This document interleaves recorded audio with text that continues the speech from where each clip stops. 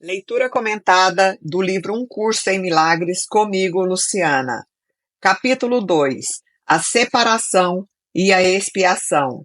Seção 8: O significado do juízo final. Um dos caminhos pelo qual você pode corrigir a confusão entre mágica e milagre é se lembrar de que não criou a ti mesmo. Está apto a esquecer isso quando vem a ser egocêntrico, e isso te coloca em uma posição na qual a crença na mágica é virtualmente inevitável. Olha que lindo que ele está falando aqui. A gente não consegue corrigir essa confusão, entender que existe uma confusão entre mágica e milagre, quando a gente tem a compreensão de que a gente não criou a nós mesmos. A gente se esquece disso o tempo inteiro. Aliás, a gente nunca se lembra disso, né? Que fomos criados por essa fonte criadora amorosa universal que é o nosso Pai. E quando a gente não se lembra que não criamos a nós mesmos, a gente vem a ser egoísta, egocêntrico. E isso nos coloca em uma posição na qual a gente acredita na mágica. E isso nos distancia da compreensão do quanto os milagres estão acontecendo o tempo todo na nossa vida. Os pequenos milagres, né, gente? Porque acordar é um milagre, poder andar, enxergar, ou ter uma família saudável, ou ter saúde. Tem tantas coisas que são milagres, mas a gente não valoriza. A gente olha o tempo inteiro para aquilo que está nos faltando, nunca para aquilo que a gente já tem. Nós não somos gratos. Nós estamos sempre buscando algo que nos falta, esquecendo de valorizar aquilo que a gente é e aquilo que a gente já tem. E continua aqui, ó. A sua vontade de criar te foi dada pelo seu Criador, que estava expressando a mesma vontade na sua criação. Por isso eu reforço aqui de novo. Fomos feitos à imagem e semelhança do Criador. Estamos criando a nossa realidade o tempo inteiro. Ele acabou de falar aqui. Então, a nossa vontade de criar, o nosso poder criativo, nos foi dado pelo nosso Criador, que estava expressando exatamente essa mesma vontade de criar na sua própria criação. Foi o que ele fez. Ele criou um mundo de infinitas possibilidades, um mundo de multiplicidades, onde tem uma diversidade gigante de natureza, de animais, de plantas, de seres humanos. Nós estamos aqui materializados na multiplicidade. Somos diferentes apenas fisicamente. Como a capacidade criativa reside na mente, nossa, gente, compreendam isso. A capacidade criativa reside na mente.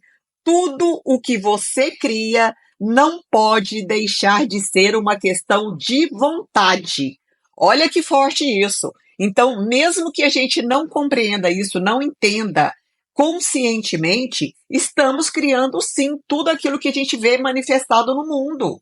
Então, se eu não tenho consciência disso, eu estou criando muitas vezes equivocadamente, porque eu começo a criticar, a lamentar, a reclamar, a julgar, a criticar o outro, né? Ou a gente mesmo, né? Ou a entrar em mágoa, ou a brigar com os outros. Tudo isso está gerando um campo que está sendo criado na nossa própria vida e a gente não compreende conscientemente, porque inconscientemente ele está aqui dizendo, ó, a nossa capacidade criativa reside na mente. Então, tudo que você cria não pode deixar de ser uma questão de vontade.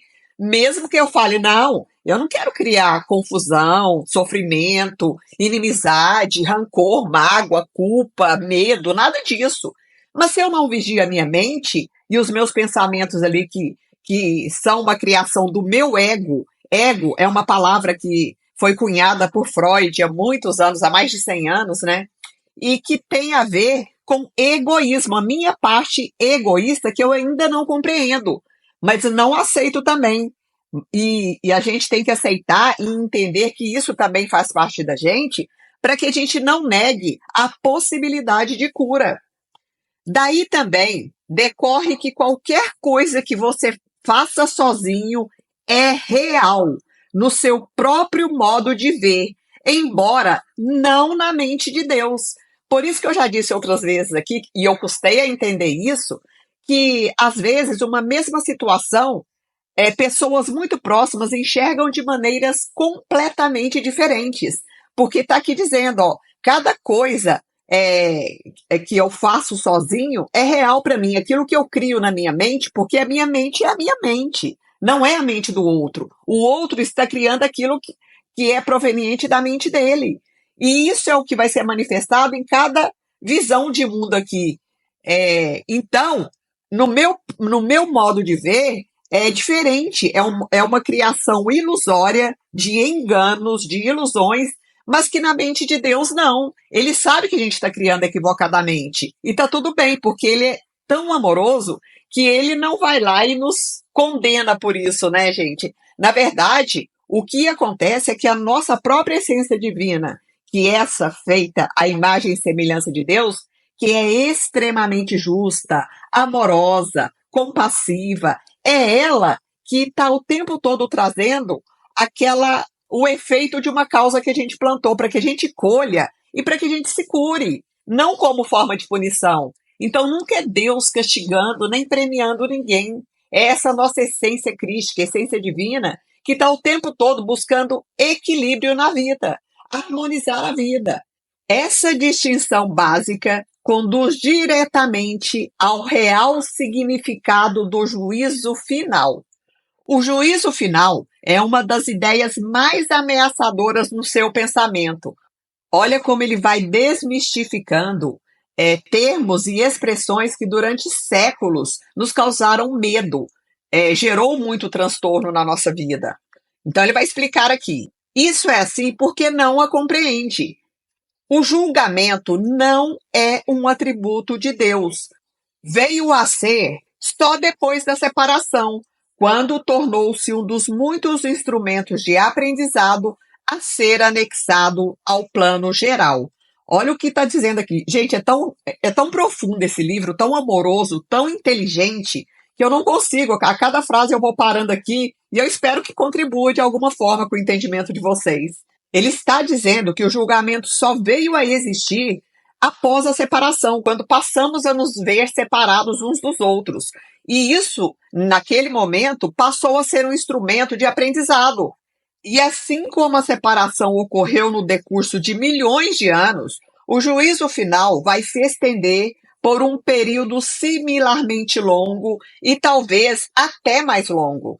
A sua duração, porém, pode ser muito reduzida pelos milagres, o instrumento que encurta, mas não abole o tempo. Aí eu trago novamente o estado de abertura, de entrega, de pedir mesmo para que seja amparado, guiado no processo evolutivo, porque quando eu me abro, eu encurto o meu tempo de aprendizado, encurto no sentido de que eu saio da ignorância, do desconhecimento da verdadeira realidade, muito antes do tempo que eu levaria para ter essa compreensão.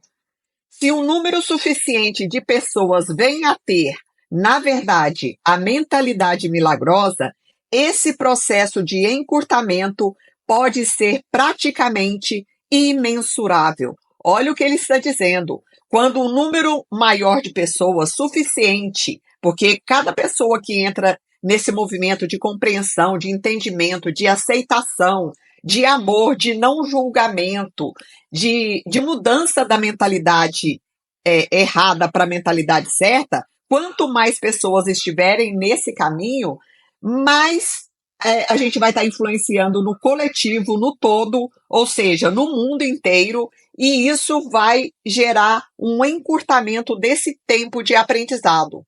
Contudo, é essencial que você se liberte do medo com rapidez, porque tem que emergir do conflito se vai trazer paz a outras mentes. Ai, gente, eu nem sei o que falar. É tão lindo. Olha o que está dizendo aqui. É fundamental, é essencial, imprescindível que você saia do medo com a maior rapidez possível. Por quê? Porque você tem que sair do seu conflito interno para poder trazer paz para sua mente e para outras mentes. Porque a gente inspira pelo exemplo. Não adianta querer mudar ninguém.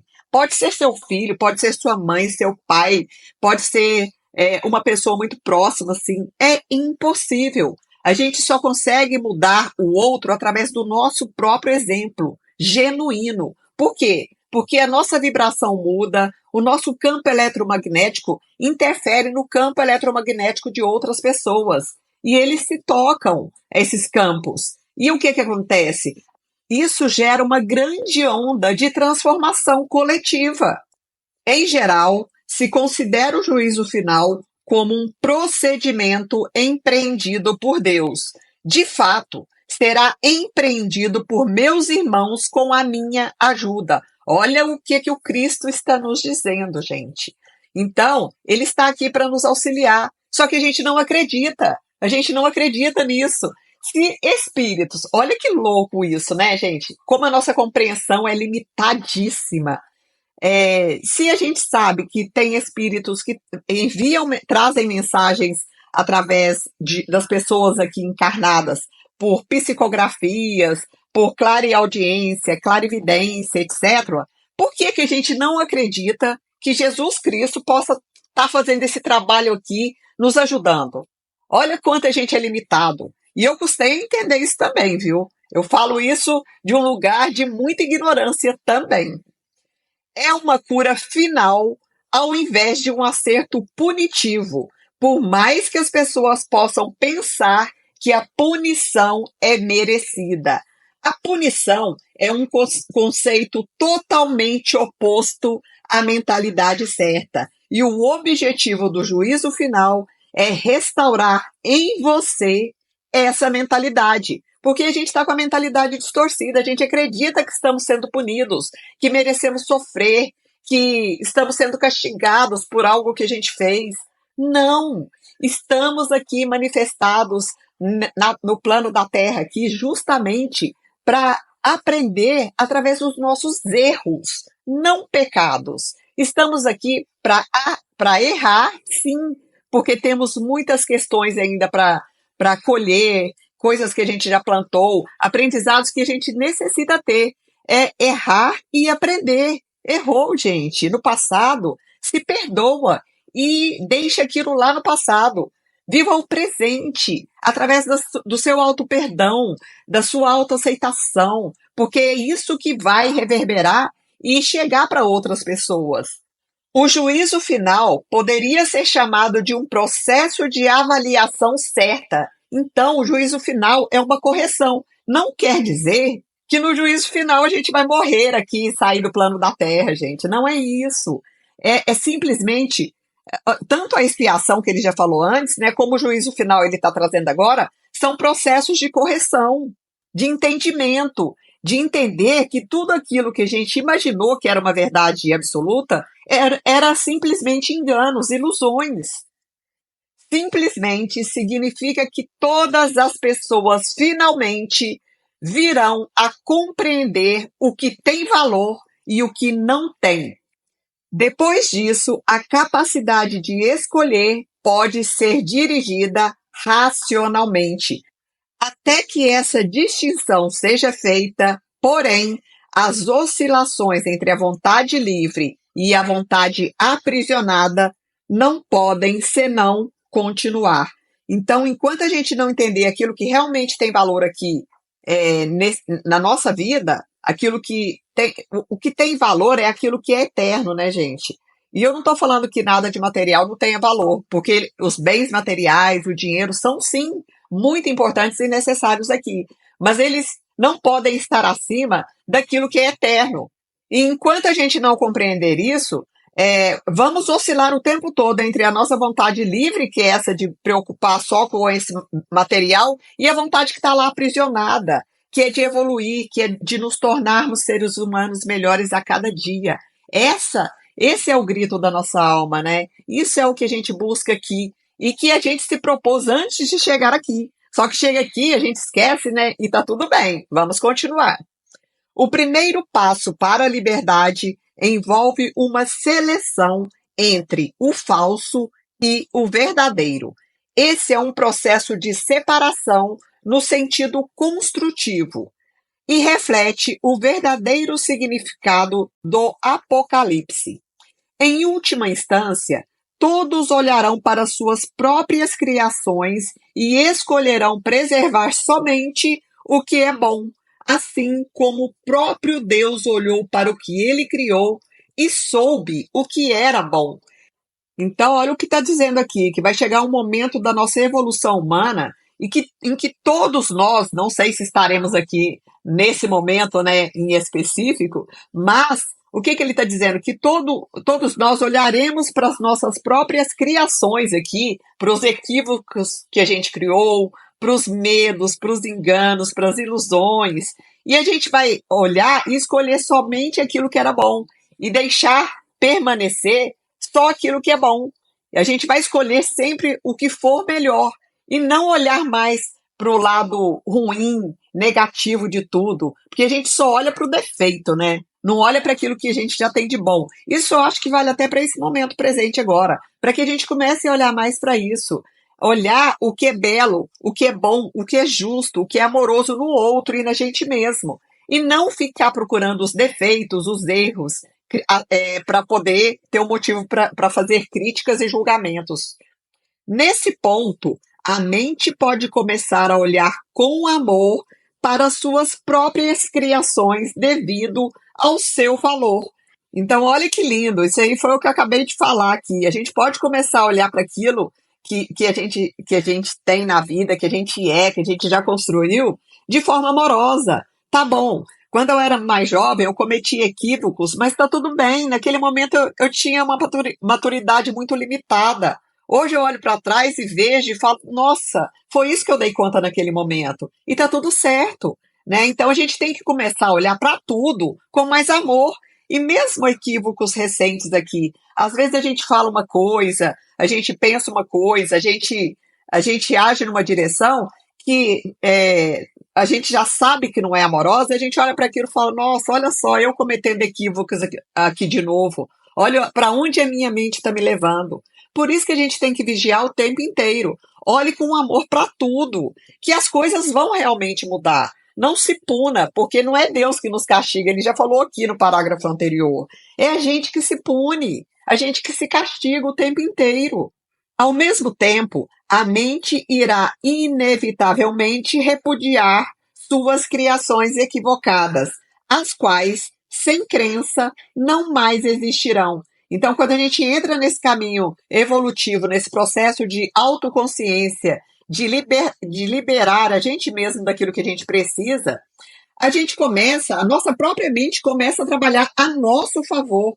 Aí ela sai daquele lado de que está o tempo todo pregando peças na gente, e ela se une à nossa alma, ao nosso espírito, para que a gente possa se tornar um ser construtivo no sentido de construir o bem aqui. Então, aí vai chegar um momento que a mente vai olhar para as criações equivocadas sem acreditar, ou seja, sem crença. E aí essas coisas começam a deixar de existir. A gente começa a criar realmente a realidade aliada à vontade amorosa do nosso Criador.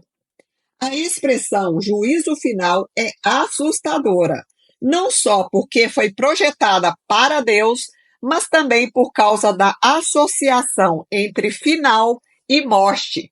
Olha que lindo! O que eu acabei de falar anteriormente, né? A gente pensa que o juízo final é o fim, é a morte, que o juízo final só está lá no fim. Ah, quando chegar o juízo final eu vou morrer. Não! A gente tem que morrer todos os dias um pouquinho para aquilo que a gente não quer mais alimentar na nossa própria vida, no nosso próprio ser. A gente pode ter pequenas mortes. Quando a gente dorme, a gente já morreu para aquele ser que a gente foi no dia anterior. Porque quando a gente amanhece, a gente já é um novo ser com um pouco mais de experiência. Então a gente já não é mais aquele ser de um dia anterior, de 2 dias antes, de um mês antes. Eu me propus a mim mesma, né, evoluir todos os dias um pouquinho. Nem que o meu passo seja pequenino, mas eu estou aqui com essa crença gravada na minha mente de que eu quero evoluir todos os dias um pouco mais. Então, eu morro todos os dias para aquilo que eu não quero mais em mim, para aquilo que eu não valido, para aquilo que eu não concordo, para aquilo que eu quero transformar. Esse é um exemplo claro da percepção invertida. o que é esse exemplo que ele está falando? De que o juízo final é a morte. Se o significado do juízo final é objetivamente examinado, fica bastante evidente que é, na realidade, o umbral da vida. Ninguém que viva no medo está realmente vivo. Então a gente já está num estado de sofrimento profundo quando está no medo de qualquer coisa. E isso também é humano, viu, gente? Ter medo. Mas não medo que te paralise, que te imobilize, que te coloque no estado de sofrimento profundo. Um medo que te alerte apenas, que diga, epa, o que eu tenho que aprender com isso? Qual é o sinal que esse medo está me trazendo para que eu possa superar algo? E ele continua: não pode submeter a você mesmo ao seu próprio juízo final, porque você não é criação sua. É aquilo que ele falou no comecinho. Lembre-se de que você não criou a ti mesmo. Então nós não criamos a nós mesmos. Ele reafirma isso aqui. Pode, todavia, aplicá-lo de modo significativo e a qualquer momento a tudo o que fez e reter na sua memória apenas o que é criativo e bom.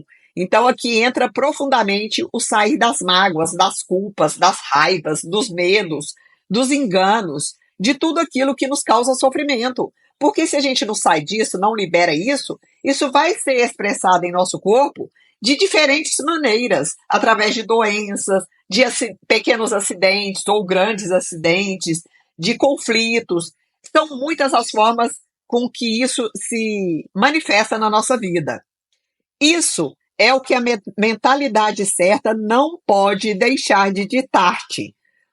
O propósito do tempo é unicamente dar-te tempo, ou seja, nos dar tempo para conseguir esse julgamento.